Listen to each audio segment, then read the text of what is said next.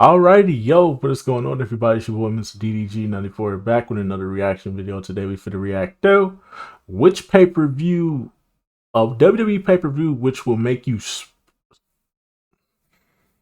you know what? Get up!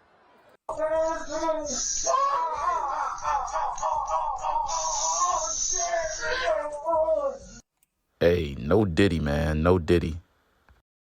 Y'all can have it, bro. This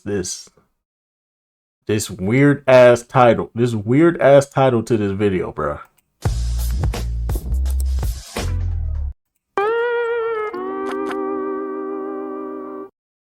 Y'all got it, bro. But anyways, without further ado, let's get right into this. Alright, it's the Hawk. Today we've got the little matter of just one more pay-per-view to get through before we can speed ahead with the After the Damn War series, which follows what happens after the WWE and TNA Monday Night War of 2010 ended.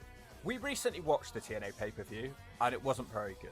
I expect this WWE pay-per-view from the same week to blow it out of the water. It's always quite enjoyable to see some new faces when it comes to pay-per-views, as we've only been focusing on Raw, and I have no idea what's been happening on SmackDown. Anyway, it's Fatal 4-Way, Will It Make Me Spray? The show opens up with a video package proclaiming that John Cena is facing the worst odds in WWE history, as it's going to be Fatal 4-Way. I guess they've forgotten about Unforgiven 99, amongst others. This is the first and only pay-per-view strictly called Fatal 4-Way. Hope that's not a sign of things to come. 10,000 people are in the Nassau Coliseum for this one. The show starts out with Vince McMahon and a recap of how the Nexus brutally crashed Bret Hart about in a car park. They've attacked Bret Hart because they all want contracts and he's being a dick and not letting them. Vince admits that Bret is too injured to be here tonight and he'll be taking appropriate action on the attackers. The chosen one, Drew McDonald, shakes hands with Vince and walks to the ring. This is one of those guys that we haven't really been seeing as he is on SmackDown. His entrance goes on for so long that I fall asleep. When he finally does get around to saying what he has to say, he calls out Teddy Long. Not much of a start to this pay-per-view. He wants Teddy Long to watch this match, and when Drew wins, he wants Teddy to hand the title to him. This is for the IC belt, which is held by Kofi Kingston. It starts with Kofi unable to take Drew off his feet, and Drew keeps showing off the power advantage. Kofi eventually monkey flips him and drop kicks him. He leaves the ring and Kofi dives down on him. Drew dumps in his chosen nappy of fear and runs away, but he's playing possum in his nappy though, and he gets on top of Kofi. There's a nice move from Kofi in there as he does a back rolling kick through the ropes. It doesn't affect Drew too much though. This crowd are in silence. Drew really has come a long way, it was just too much during his first run. Apparently, this is actually a rematch of the Over the Limit pay-per-view, a show I actually reviewed, but I have no recollection of this match taking place. Drew's had Kofi grounded for a very long time. After an even longer amount of time, Kofi hits a float over DDT for a double down. When they get back up, Kofi does another float over, this time into a pin for a 2. Kingston's rolling now with a springboard crossbody.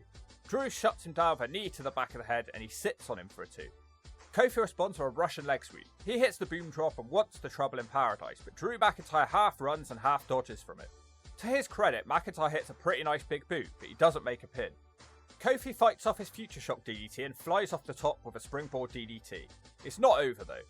That would have been hilarious because that's exactly the same way the TNA opener on their pay-per-view ended. Kofi unwisely mounts Drew in the corner. He of course gets thrown with a jackknife for a 2 count. Kingston recovers though and hits the SOS for a 2. It's a very even back and forth affair. Kofi randomly does a leg scissors whilst holding onto the ropes. Drew desperately tries to escape, which causes a ref bump.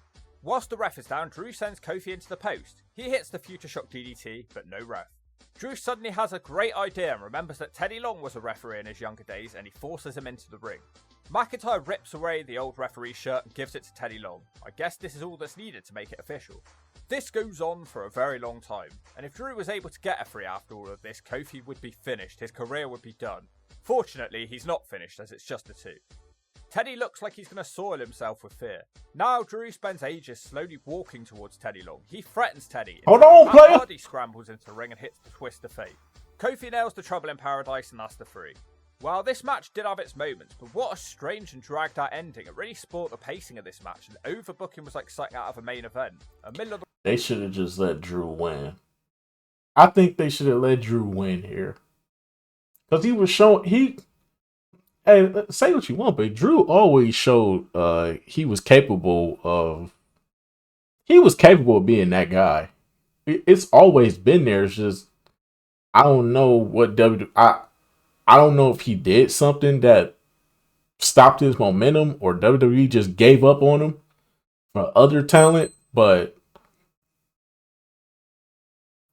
Drew always showed it. Like I think later on in the year they put him in an elimination chamber match. He was like the MVP of that elimination chamber match. I remember that, bro. They pushed like Drew was really like that guy, but it seemed like after that elimination chamber match they just killed his momentum, and I never knew why. The road to see in the end. In the back, it's the Fart Dynasty. They're all sad about the attack on Brett, but tonight they say they'll win their 6-person tag team match to make him proud. That's if he's even conscious. But first, it's a fatal 4-way for the Divas title. If this is anything like the matches over on Raw, it's going to be over by the time I open my beak to speak. Maurice versus Gail, who has zero business in this match by the way, based on her booking. Also in this match is Alicia Fox for some reason, and the champion is Eve Torres. What a Divas division this was. Most of them feel so bland. How can you be this attractive but this bland? I don't know, but they are. Anyway, Gail tries a dive, but Fox kicks her and hits a suplex. Randomly, Alicia Fox hits Gail with a Total World Backbreaker. Bless her, Gail is really trying to improve the match quality here. She puts on an octopus. Alicia and Maurice argue for an uncomfortable amount of time. Gail has another flurry of offense, which is eventually put to a stop when Alicia drops her on the ring apron. Eve hits Maurice with a net breaker and a moonsault, but she can't win because Alicia Fox breaks up the pin and steals the win. Alicia Fox is now the Divas champion. Don't disrespect my crush. This is one of my few last crushes. I had to think. Hey. I don't care. Say what you want. Even though she was an alcoholic, still. I'm saying though.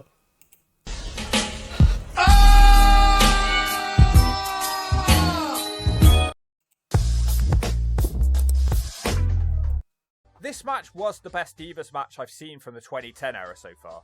There was actually a few big moves here and everyone looked like they were trying. Strange choice for a winner, but I guess the Eve experiment is over. It's a C. In the back, Rey Mysterio meets with the Big Show. He says he has more experience than anyone else in the world title match. Big Show says he's a man of God, but he won't hesitate smacking out Rey Mysterio tonight. Rey says his heart is bigger than the Big Show's fist, and so is his... No, he didn't say it last bit. I wonder if it's true or not though. Chris Jericho is out next. He's going through his bowl of custard look. He has a mic and he tries to cut a heel promo, but the crowd keep cheering for him. It seems he's feeling a bit worthless and low lately. He complains that even his NXT rookie Wade Barrett is managing to overshadow him at the moment. He brings up some key moments in his WWE career and that he's used to being the underdog. He compares his previous situation to what Evan Bourne is in now. He wants to end Bourne's career. It's kind of a nice spot to see Evan in. These two are going to have a match. It should be a good one. They aren't hanging about here. Evan gets a 2-off head scissors and a dropkick.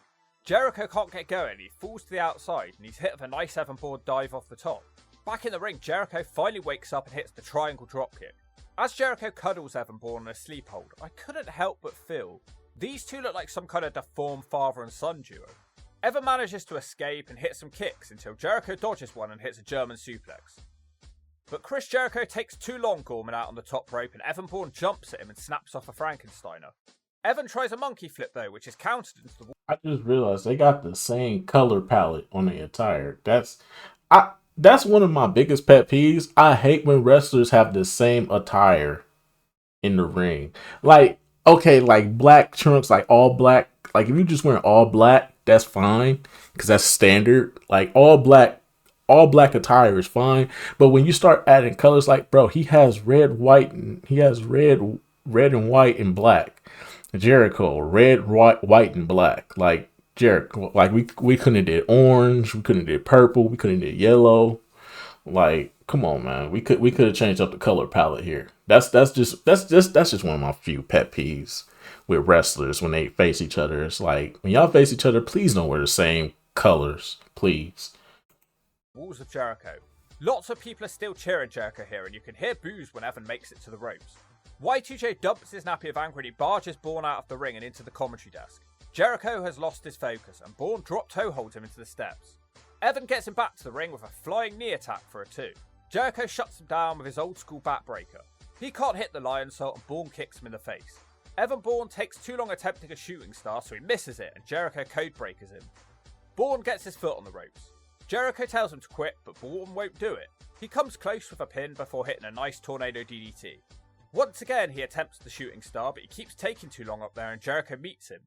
Bourne front suplexes him away, and there it is, the airborne to the back of Jericho, and that is the 3. Wow, huge upset. They clearly had big plans for Evan Bourne at this time. A nice match with a surprising outcome. Yeah, they had so many nice big plans for him. Too bad he... Stay off the damn weed! Stay off the weed!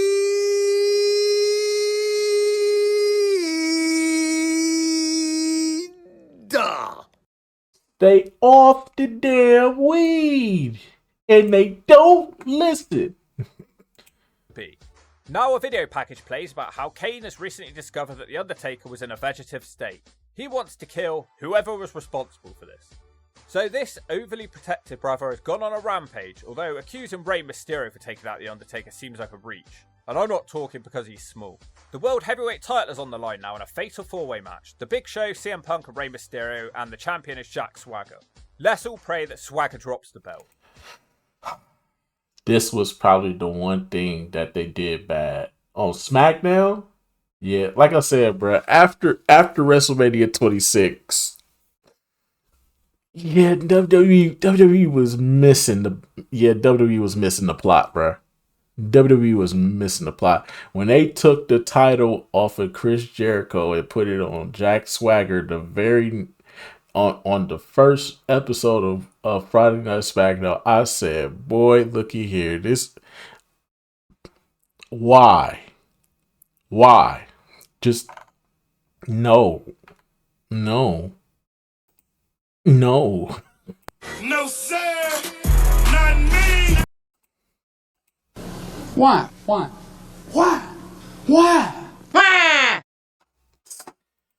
The heels are both sent to the outside so that Mysterio and Big Show can have a face-off. Big Show throws Mysterio into Swagger and gets a 2 off a missed move by the cameraman. Show is really dominating and the rest look like little flies buzzing around him. Rey finally takes him down for DDT, and Swagger also hits the Vader bomb for a 2. They dropkick Big Show out of the ring. It's Swagger's turn to dominate, and he almost beats Rey Mysterio for belly to belly. Mysterio eventually stops him and tries a 619, but he can't do that because Punk hits him with a springboard crossbody. He gives Rey a nice backbreaker. These two have been feuding for a bit since Rey shaved off Punk's haircut. Punk's forgotten about Swagger though, and he German suplexes them both at the same time. Oh, that was kind of crazy. Rey shuts him down and tries a 619 again, but Big Show is awake now and he drops Rey on the commentary desk. The Show completely clears the ring. He follows them out there, but the steps get kicked into him. Rey hits a 619 around the ring pole and Punk dives on him from the ring.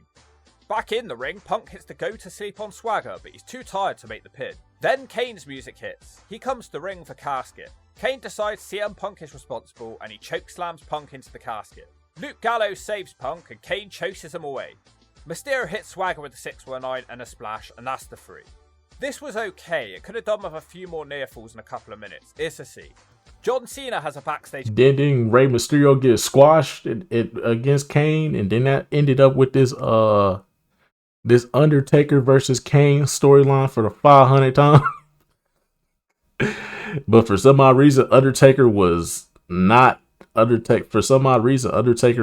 didn't have his powers back. Like he lost his powers or something like that. And then I think that's when they brought Paul Bearer back or something. Yeah. I briefly remember this feud. Yeah, it was a weird feud. It was just weird. I ain't gonna say it was bad. Looking back on it, wasn't bad. It was honestly, Kane was honestly some of Kane's best work, but the feud as overall is just okay. Interview to a mixture of cheers and boos. He's asked if he's worried that the NXT guys may turn up tonight and ruin his match. Cena says the whole roster have an agreement to stand united if the NXT guys show up. The next match is for the US title. It's The Miz who's the champion. He has a mic though, and he proceeds to steal the Truth's rapping entrance. The Miz looks like he wants to continue the rap, but the beat just runs out. It's entertaining when things go wrong, but the guy is talented enough to improvise. The Truth is the challenger, and his beat does not run out. The Miz wants to take a counter victory here. He doesn't get it, but the ref is seemingly very worried about the Truth's health. The Miz screams at the ref for a while to move so he can hit a corner clothesline. This crowd's not a bit restless in this one as Miz is in charge for a very long time. It feels a lot slower and less chaotic than the last few matches. Truth finally hits a front suplex and he hits a missile dropkick for a double down. The Truth keeps going with a flapjack and a flatliner. He gets another 2 off a suplex stunner. I was relieved because so far this has been one of the most boring matches of all time. Miz stops Truth's momentum with the stun gun into a backbreaker neckbreaker combination. He misses his follow-up corner attack and Truth hits him with a scissors kick in the corner for a 2. Now we get a bunch of near falls for the Truth. The Miz reverses the wheelbarrow pin and he sits on the Truth for the 3. A match which was really boring and then pretty fun for the last few minutes. I did expect a bit more from these guys and the crowd didn't seem to like it so much, so it's a D. Edge is interviewed now. He's going for his 10th world title tonight. Edge thinks that he has the best chance to win this fatal 4-way match tonight because he is the least distracted. He pulls a constipated face and the interview ends. Before we can have that match though, we have to have a pointless 6-person tag. The Fart Dynasty will face the Usos and Tamina. The Usos have recently debuted and this is their first pay-per-view appearance. Bit of a family ties matchup. I did think there was going to be nothing really worth seeing here, but I admit I got a reaction from the Hawk when Tyson tried to dive out the ring but he was caught and Simone dropped into the barricade. I think I remember this. I think I was slightly impressed with the Usos. I was slightly impressed. Slightly. Not a lot, but slightly. And I was pretty much okay with that. The whole match, Tyson Kidd is isolated whilst the crowd groan with boredom. This is just such a weird match to have on pay-per-view. The Usos have only just debuted and they've not had time for people to care about them. They barely know who they are at this point. The ladies get the tag and Natalya almost wins with a Michinoku driver. Tyson Kidd hits a flip dive out the ring to take out the Usos. Tamina nails the second Samoan drop of the match, but Natalya isn't hurt and she wins with a discus clothesline. Probably the most pointless match of the night, and you can mostly skip this one, it's a D. We've just got a main event fatal 4-way match left for the WWE title. Randy Orton, Edge and Sheamus are the challengers for John Cena's belt. Sheamus is seemingly the odd man out here with a huge golf and big match experience. As Edge and Sheamus team up on Cena, there's loud dueling chants of "Let's go Cena, Cena suck." Sheamus almost beats Cena with the Irish Curse backbreaker. He tries to hit the Celtic Cross, which is broken up by Edge. It's now Orton's turn to dominate. He hits the draping DDT on both Sheamus and Cena at the same time. The Edge big boots him and waits to hit a spear on Cena, but Cena dodges that and starts hitting the 5 moves of doom. He can't finish them though, and Orton returns with a cross backbreaker and a snap slam to Edge. Randy starts gritting his teeth and going nuts. Sheamus stops him from hitting the RKO. Cena and Orton take out Sheamus on the ring apron. That one looked painful. That gives Cena the opportunity to lock in the STF on Edge. Sheamus breaks up the submission. Eventually Orton does hit the RKO on Cena with Sheamus coming to the rescue. Edge spears Orton, Sheamus bro kicks Edge, but he can't get the 3. Striker on commentary calls him the Celtic Criminal, which is a nickname which didn't really take off. Sheamus goes flying across the announce table now. We cut to the back where suddenly some jobbers are watching the match and they're jumped by the NXT guys. I hope this isn't what Cena was talking about earlier when he said the roster was united. The match is all but stopped here as everyone just stands around waiting for the NXT guys. They rush out and start destroying the set again. They all charge to the ring and attack Cena.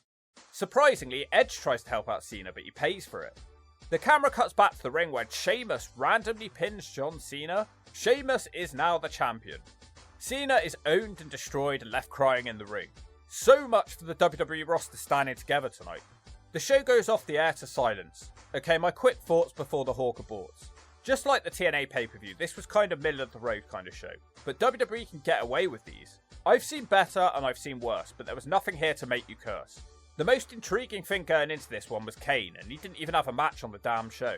None of these matches were terrible, which is why this pay-per-view was better than TNA Slammiversary 2010.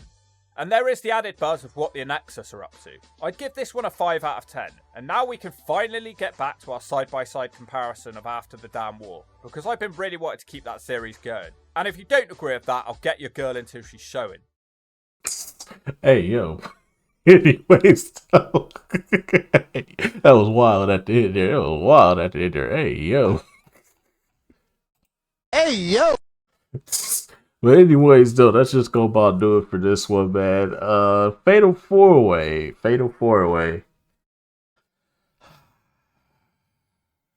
Yeah, that pay-per-view was terrible. Good thing that was a one of one. We ain't never seen that pay-per-view since. That's a 1 of 1. Yeah, man, that pay-per-view is I think my buddy Joe can explain it better than I can. Hear me and hear me good, nigga. I'm here to double down. That shit is a 2-pack of ass. The fuck are you talking about? That shit stinks. This is why I said 2010 was fucking terrible. Y'all think I'm capping? For those of y'all who stepped away from wrestling in 2010, yo, it was terrible. 2010 was a terrible year for WWE. Terrible. The Nexus was a bright spot, but they fumbled that so badly. But anyways, I'm just gonna about do it for this one. I'll see you all in the next video. Till then, peace out.